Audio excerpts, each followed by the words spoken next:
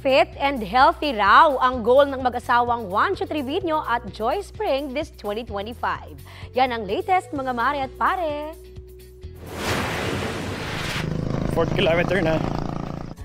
Running, traveling, at syempre being hands-on parents to their 2 kids. Ilan lang ito sa mga paboritong bonding ng mag-asawang Juan Trevino at Joy Spring. Last year daw nila sinimula ng kanilang fitness journey as a couple. Ayon sa One Choice, discipline and consistency is key. Gigising na mas maaga.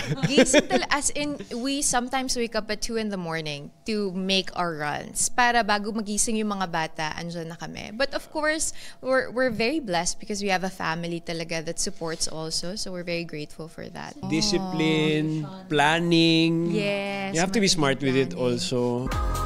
Healthy and nutritious din ang kanilang diet. Malaki rin daw ang naitutulong na mayroon silang accountability partner in each other para ma-motivate ang isa't isa. Dahil magkasama sa runs at marathons, mas lalo rin tumibay ang kanilang marriage. At ang kanilang pagiging healthy, hindi lang para sa kanilang sarili, kundi para sa kanilang biggest inspirations. We need to have energy for our kids. Lalo na kunyari tumatanda tayo, di ba? Ako, ang goal ko talaga makalaro ko ng basketball yung anak ko. And 10 to 15 years down the road, the small decisions that we're making will make a big impact later. Ano ba yung rason mo talaga for getting healthy? Of course, maganda yung gusto mong maging fit, gusto mong maging aesthetic, but at the end of the day, minsan hindi yun yung magpapabangon sa'yo ng 2 in the morning, di ba? It's really knowing that you're doing it for your loved ones, you're doing it for your family.